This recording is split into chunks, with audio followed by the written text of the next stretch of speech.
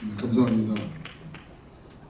마음 같으면 그냥 감사합니다고 내려갔으면 좋겠는데 그래도 10주년 맞이해서 저희가 준비하는 기념사를 그래도 하고 내려가도록 하겠습니다. 먼저 바쁘신 와중에도 오늘 참석해 주신 모든 내빈들께 감사드립니다. 한화성 총재님 기꺼이 이렇게 오늘 명예 호스트 역할을 해주셔서 너무너무 감사드리고, 존경하는 김성수 주교님 건강하셔서 또 이렇게 와주셔서 감사합니다. 병원 옆에 중병역 간협 회장님들이 다 오셔서 너무 영광스럽고, 또 우리 한양대 총장님을 비롯해서 우리 의료원장님 전 우리 한양대 보직 교수님들이 다 오셔가지고 정말 감사드립니다. 수명여대 총장님까지 오셔서 너무 황송합니다. 특별히 우리 감사드릴 분이 사실은 지금 연변대에서 우리 김철호 원장님과 또 우리 당석이님을 비롯해서 6분의 축하사절단이 오셨습니다. 연변대학교 역사상 처음으로 3명 이상이 이 단체로 이렇게 해외 출장을 가는 것 자체가 중국에서 불가능한데 오셔서 너무너무 감사드리고, 그만큼 연변대학교 김철호 원장님을 비롯해서 저희와의 어떤 또 우위와 또 앞으로의 그런 결속의 그 의미를 크게 생각하고 계신 것을 확인하게 돼서 너무 감사합니다. 또 저희랑 이 싱가포르 레퍼런스 병원은 2004년부터 거의 형제 병원으로 지내왔으니까 15년 됐는데, 원래는 우리 루춘용 이사장님 오셔야 되는데 대신 그래도 좀 우리 진료 원장님을 또 파견을 하셨고, 또 아폴로 병원도 저희랑 2012년부터 인도의 가장 큰 병원입니다. 병원 그룹인데 제일 대표적인 인도의 병원 그룹에서도 지금 사실상 행정을 총괄하시는 우리 쌍기타 레디 여사가 오셨고, 중국에서 BGI 그룹이 지금 전 세계적으로 가장 유전체 분석을 중국 시장에서는 넘버원이고 전체 시장의 세계 시장의 20%를 장악하고 있는 BGI 그룹에서 대표를 보내주셨습니다. 감사합니다. 변화와 핵심 10주년이라고 하는데 10년이면은 강산이 변한다고 했습니다. 그때 지내놓고 보니까 10년이 너무 빨라서 강산은 별로 변한 게 없는데 제 흰머리만 늘지 않았나 이런 이제 느낌을 받습니다. 그래도 제가 상대적으로 흰머리가 없어서 근데 요새 좀 조금씩 새치가 생기기 시작해서 저도 세월을 느낍니다. 사실 2009년도 7월달에 경영난에 허덕이던 명지의료재단을 인수해서 새로 시작했던 상황이 생생합니다. 아시겠지만 2009년도 시점이라는 게 다름 아닌 2008년도 10월달에 리만 브라더스 사태가 터진 다음에 세계 경제 위기가 전면화됐던 상황이었습니다. 사실은 그때 리만 브라더스 사태가 터지고 세계 경제 위기가 오지 않았으면 명지의료재단을 제가 인수할 수 있는 기회가 없었을 겁니다. 다른 데서 하고 싶어하는 데가 너무 많았었거든요. 그래서 제가 저를 이렇게 돌아보면 98년도에 제가 사랑병원을 처음 시작할 수 있었던 것도 97년도에 IMF 사태가 터져서 진로그룹이 문을 닫게 되면서 이제 병원을 인수하게 됐는데, 주변 사람들은 당신은 또 무슨 위기가 와야 병원 하나 더 생기는 거 아니냐 이런 놈 같은 얘기를 하지만, 저는 그런 어려운 위기 상황에서 병원을 맡아서 새로 한다는 거는 참 힘든 과정이었고, 그런 의미에서 보면 정말 저희 병원은 완전한 변신과 환골 탈퇴를 필요로 했습니다. 그런 의미에서 지난 10년 동안 저희가 많은 성취와 발전도 있었지만 그에 따른 많은 고통과 좌절도 있었다고 생각을 합니다. 다행히 저희가 2009년도 병원 시작하자마자 신종플루 사태가 터져서 저희가 전면적으로 그때 신종플루 사태를 대응을 한 덕에 저희가 22,000명의 신종플루 환자를 치료를 했었습니다. 그래서 장관상도 받고 9시 뉴스도 나오고 이런 이제 기회도 있었지만, 또 또 몇 년 후에 관동대랑 결별하면서 전체 의료진의 40%가 2달 만에 다 병원을 떠나는 그런 어떤 절체절명의 위기 상황도 있었고요. 또 몇 년 있다가 메르스 사태가 터져서 저희는 국가지정 격리병상을 갖고 있는 유일한 지금 경기 북부의 병원이기 때문에 저희 병원 관내에서 발생한 게 아님에도 불구하고 평택에서 발생했던 환자 6명을 받아서 저희는 굉장히 선제적 대응을 해도 잘했습니다. 하지만 메르스 환자가 있다는 얘기가 듣는 순간 저희 병원에 있는 환자들이 탈출하기 시작했고 저희 병원 직원들 자제들 학교에 보내지 말라고 다 뭐 그런 또 어려운 상황이 해서 한편으로는 결론적으로 저희 메르스 사태를 성공적으로 해서 병원의 위상과 지역사회의 신뢰를 얻고 또 그 크게 명예가 높아졌지만 그런 내부적인 또 어려운 사정도 있었습니다. 그리고 서남대학교를 저희가 인수하겠다고 한 3년 넘게 노력을 했고 서남대 학생들을 데려다 공부도 시켰지만 결국 서남대학교가 이제 폐교되고 그래서 그 인수 작업도 좌절되는 과정도 있었습니다. 그러니까 돌이켜보면 저희가 성취와 성공의 역사보다는 지난 10년 동안 더 많은 그런 고통과 좌절의 과정들이 있었다는 것을 고백하지 않을 수가 없고 그런 의미에서 10주년을 맞이해서 무엇보다도 그 과정을 같이 동고동락해주고 어려울 때 도망가지 않고 저랑 같이 이 병원을 지켜주고 같이 노력해주신 모든 임직원 여러분들께 이 자리를 빌어서 진심으로 감사의 말씀을 드리고 싶습니다. 하지만 나름대로 저희가 이런 우여곡절 속에서도 일관된 전략과 확고한 팀워크로 난관을 딛고 많은 성취를 이뤘다고 생각합니다. 뭐 앞에서도 말씀했지만 저희가 2014년에 700병상 규모로 병원을 증축했고 10년 전에 비교해서 저희가 지금 환자가 2배 정도 늘었고 매출은 본원만 해도 한 2.5배 늘었습니다. 그리고 제천명지병원이 2011년도에 개원했고 2012년에 제천에 또 청풍원 노인사랑병원을 인수했고 해서 지금 전체 우리 지금 병원 그룹이 1600병상에 2700명의 직원들이 일하고 있습니다. 나름으로 대한민국에서 대표적인 통합의료 시스템을 구축해서 운영하고 있다고 생각합니다. 또 환자 중심의 병원 문화와 병원 시스템과 조직 문화를 만들기에 저희가 선구적인 어떤 노력을 해서 저희 병원의 별명이 환자 경험과 케어 디자인의 메카 또는 병원 혁신의 아이콘 이런 말로 불리고 있습니다. 제가 자화자찬하는 건 아니고 그래도 언론에서 뽑아준 카피니까 자랑스럽게 생각하고 있습니다. 또 권역응급센터를 비롯해서 중증외상센터, 재난거점병원, 소아전문응급센터 등 응급의료기관으로서는 저희가 항상 모범이 되고 있고 또 인근에 있는 더 저희가 큰 병원들이 저희 병원을 벤치마킹하러 오고 있습니다.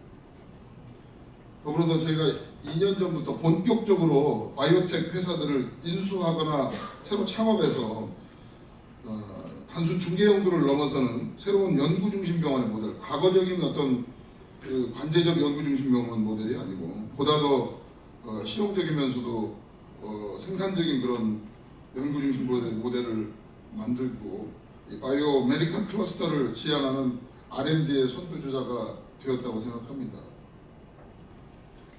또한 대한민국의 가장 강력한 글로벌 네트워크를 자랑하고 있습니다.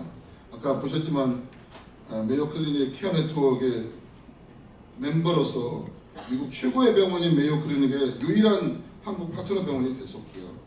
또 더불어서 지금 영국의 옥스퍼드 병원과도 이 R&D를 협력해서 계속 네트워크를 유지를 하고 있고 싱가포르에 있는 레틀스 병원이나 이런 아폴로 병원, 일본에 있는 성두가 병원 등등 각국의 최고의 대표 병원들하고 저희가 아주 긴밀한 네트워크를 유지를 하고 있습니다.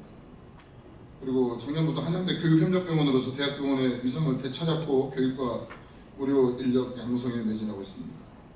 저희가 사실 10주년을 맞이해서 나름대로 이 성대한 행사를 일부러 준비를 했습니다. 누구는 제 10주년 생일잔치 하는 거 아니냐 이런 얘기를 하시는 분도 있는데 전혀 그런 뜻은 아닙니다. 이번 주 월요일 날 10월 1일부터 저희가 김진구 병원장을 외부에서 영입해서 우리 병원 전체적으로 이 세대 교체를 동반한 대대적인 쇄신 인사를 다니겠습니다. 모든 임직원들이 거의 10년 정도가 젊어졌고요. 향후 미래 10년을 준비하고 이끌 새로운 조직 개편을 지금 만들었습니다. 그런 의미에서 이번 10주년 행사는 단순한 회고 또는 지난 시절의 공로에 대한 감사나 위로가 아니라 미래 10년을 준비하고 새로운 출발을 선언하는 자리라고 할 수가 있겠습니다. 현재 병원계 의료계는 그 어느 때보다도 격변을 눈앞에 두고 있습니다. 제가 병원 경영을 한 지 벌써 20년이 넘었지만 제 감으로 느끼기에 지난 20년보다도 앞으로 5년이 더 큰 격변과 패러다임의 시프트가 일어날 거라고 생각합니다. 최근 보장성형화 정책을 필두로 해서 의료 공급이 양극화되고 또 인력난이 날이 갈수록 심해지고 있지만 이런 지금 현안 상황은 앞으로 닥칠 큰 쓰나미 같은 변화에 비하면 정말 잔파도에 불과하다 이런 생각을 합니다. 앞으로 전략적으로 닥칠 가장 큰 화두를 세 가지 꼽으라 그러면 저는 첫 번째가 이 초고령 사회로 접어드는 한국 사회의 구성 변화 그리고 그에 따른 의료 서비스 양상의 변화라고 생각합니다. 이 얘기를 다 하는데 사실은 고령 사회, 특히 초고령 사회가 가져올 그 변화를 실체적으로 상상하는 사람은 많지 않습니다.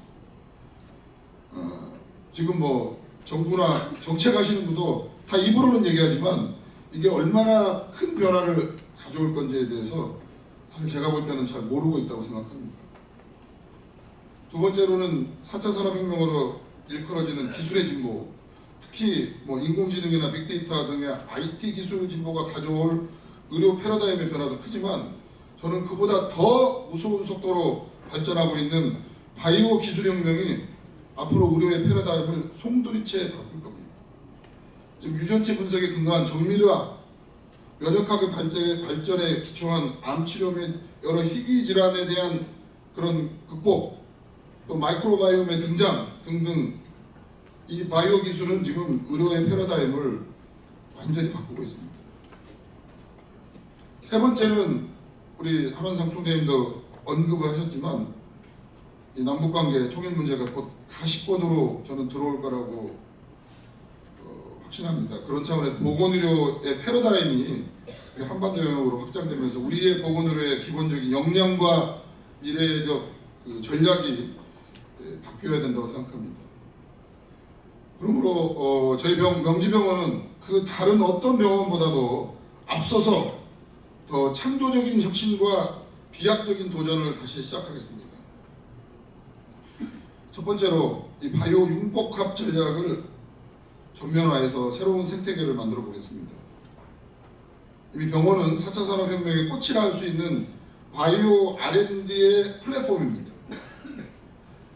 저희가 이미 2년 전부터 지금 해왔지만 아마 금년 하반기부터는 더욱 그 결실이 가시화되고 더 적극적인 투자와 또 성과를 낼 수 있다고 생각합니다. 하반기에 세포 치료제 개발을 위한 GMP 시설이 병원에 만들어지기 시작할 거고 이거는 우리나라에서는 당연히 병원 안에 GMP 시설을 가지고 세포 치료제를 개발하는 것은 처음 시도가 될 겁니다. 미국의 몇 개 병원들은 하고 있지만 병원 안에서 이런 시도를 한다는 것은 매우 혁명적이라고 생각합니다.